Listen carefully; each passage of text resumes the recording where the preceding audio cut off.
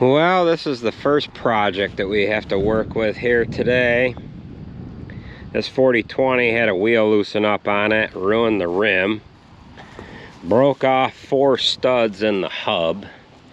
We've got a new hub, however I don't think we need it. The way they described it to me is this lip was gone on this hub here, so I've got a new hub. However, I think I'm just going to,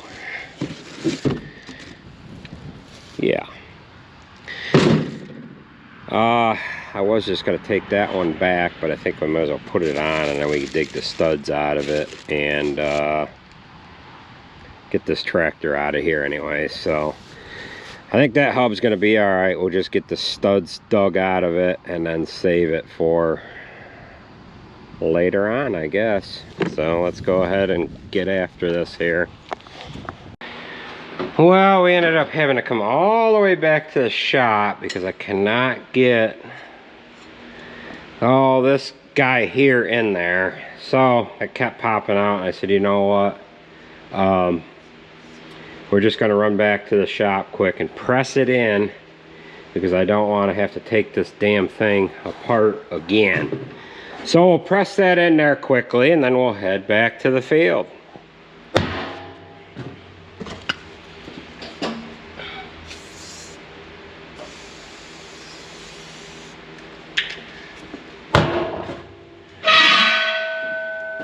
Let's see if this guy sticks on there.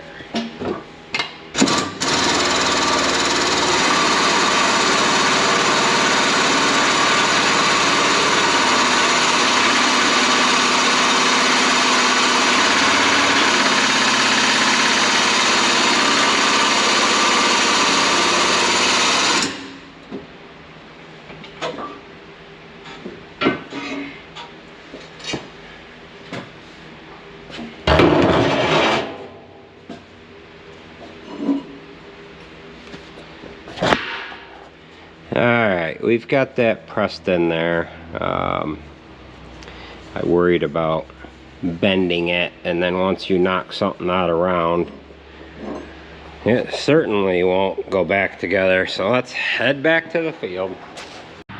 Well, we are back here to the field. We've got a new seal installed on the spindle. We've got this metal ring pressed into the new hub. Now, most of the time there's just a seal that pounds in that has a lip on it that runs on the spindle. These were a little different. I think the 4430, I think the 30 series were the same as well. So we'll go ahead and get everything reassembled here. It is sprinkling a little bit. I was going to drive this tractor home, but we're going to have to wait for this storm to pass or I'm going to get wet. So let's go ahead and get this back together quickly before we get soaked. Go ahead and install some grease in there before we put our outer bearing in it.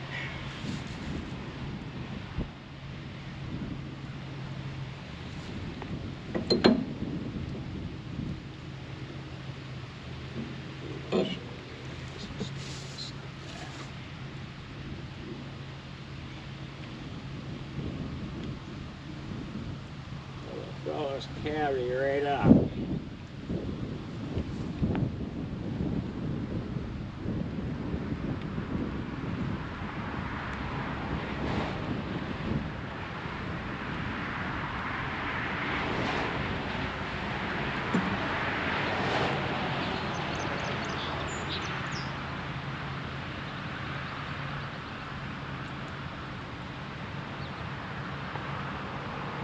Okay.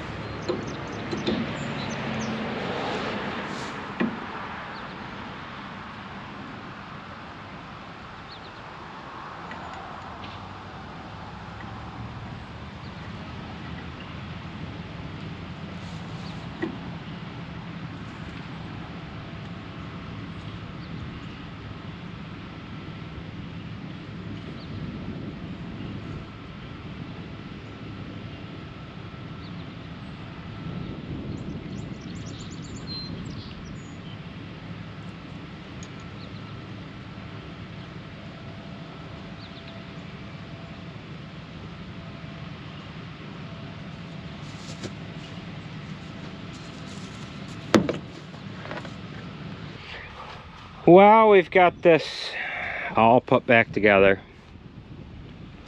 Now, if you happen to notice, it's got the original tire and rim on there.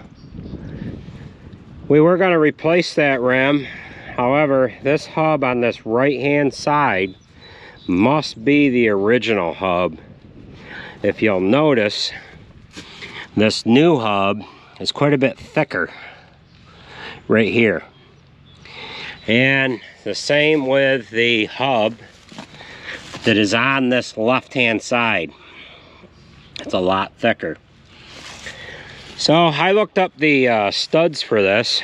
Jared was trying to get this going here yesterday, and he says, I don't know what size studs they are. I looked it up.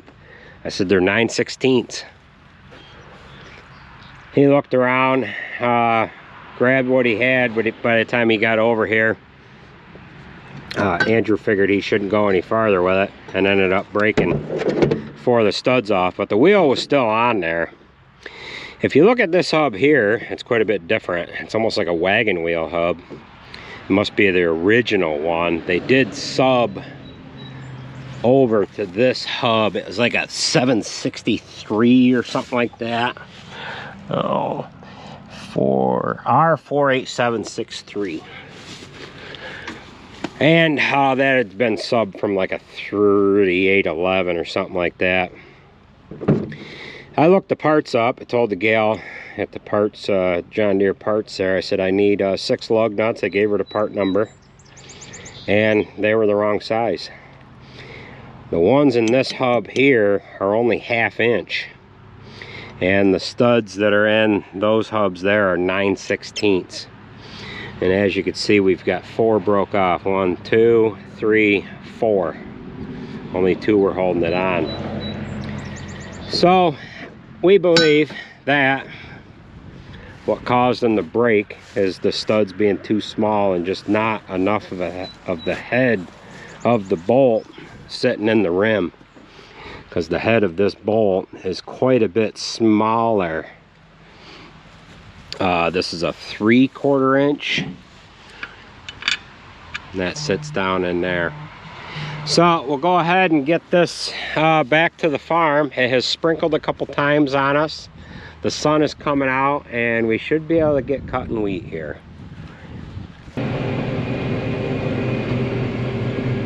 Well, the sun is really shining here now.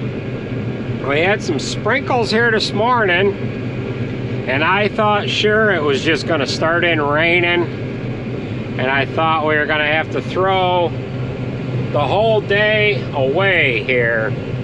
But we're right into it now here. We ended up starting this field last night, and they are baling straw as well. Andrew's actually raking with the 40/20 right now. So they're gonna more or less catch right up to us in the next few hours here. They've got about 40 acres to do here in the next little bit, and they should be up into this field here a little later on. So the wheat is real dry. It is actually running at 12% moisture, and we probably could have got going a little earlier today, but I thought sure, to be honest with you, it was just going to start raining. We got some misty showers there on and off, which it never turned in to be any more than just a few raindrops. We were actually afraid to send any wheat out on the road because we didn't want to get rained off. So we're just going to keep at it here. We're down on the last 100 acres of wheat for 2023. We got Charlotte running grain buggy, Alex running loads of wheat. Sarah was hauling manure, or spread manure. Sarah and Andrew are raking ahead of the baler. Jared's baling. There's a small crew running around picking up bales. So we've got just a little bit left here on this field, and then we'll be moving on to the last little bit that we have to do, which is up where Jared lives. So we'll just keep at it here. Nice and dry now.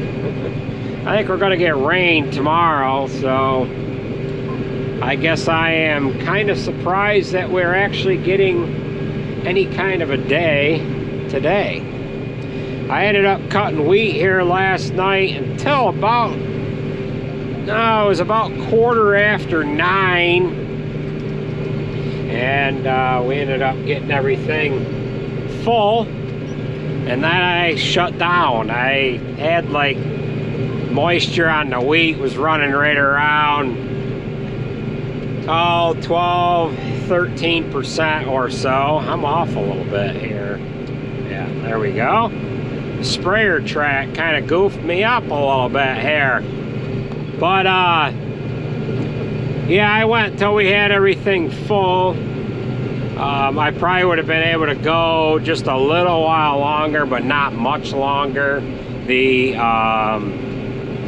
grain was dry, but the straw was starting to get a little tough because there was some moisture coming up out of the ground. So we'll keep her lit here, and hopefully we can run a full day on cotton wheat.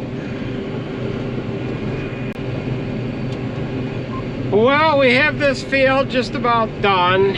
Sarah called. She had trouble with her rake.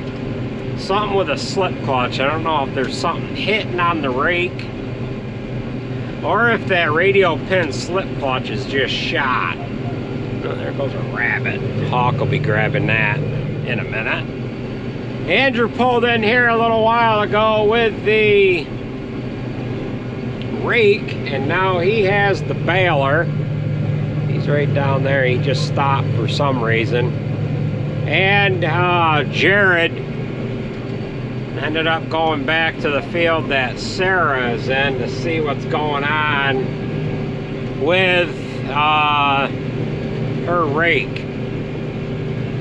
Andrew is having problems there of some kind. So we might have to check in on him, but we are just about done. We've got just this little sliver left here. So we'll see what Andrew's got going on, and maybe give him a hand. I don't know if he sheared a pin or what, but they're also in here picking up bales right in behind the baler. Got 2 trucks in the field, and we're not only like 4 miles, 3-4 miles away from home, so it's a pretty quick, easy haul for them. Jared must have got Sarah going. On these Kuhn rakes, there is a safety cage that goes around the basket of the rake. And on those safety cages, you can fold them up, and when you fold them up, it drops a pin down into the rotor. And I'm assuming that's what happened, is the little brackets are slightly wore. We have had to cut them off before just so that it doesn't interfere with the rotary part of the rake. So we'll get turned around here, and hopefully Andrew is moving. If he's not, Jared will catch up to him and help him get moving. Yeah, he's still stopped over there. Well, we'll have to see what's going on with him. We'll get this little sliver done, and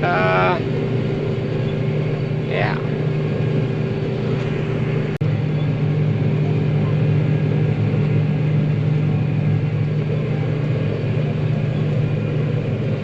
Looks like they probably sheared a pin off on the flywheel and or the stuffer, but they've got the front of the baler opened up. Bucket loader's back moving again. Maybe Andrew's just working on it alone. It looked as though Nate was helping him get that bolt in there. He might be working on it alone.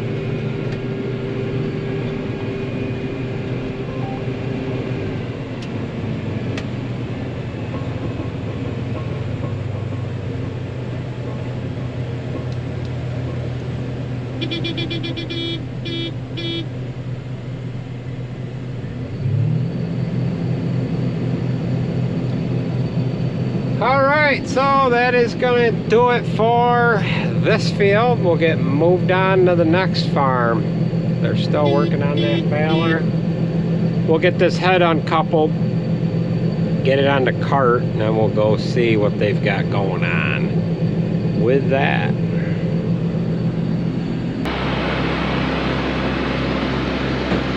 Well, we are all strapped down and they got that baler going.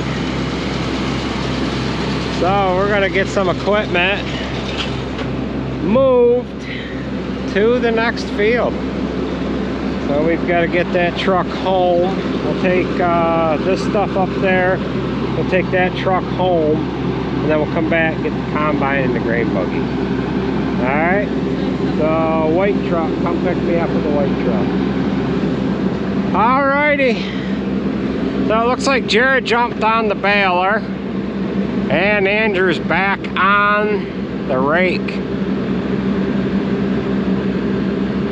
So Andrew called, he wanted to know how much I combine in here today, but it is dry. This is the first that we've been able to bale right in behind the combine without getting a heavy dew this morning and without there being any rain for a couple of days now. Things have actually normalized here a little bit. Yeah, so we've just got to move a few miles here and then we'll be back to going again.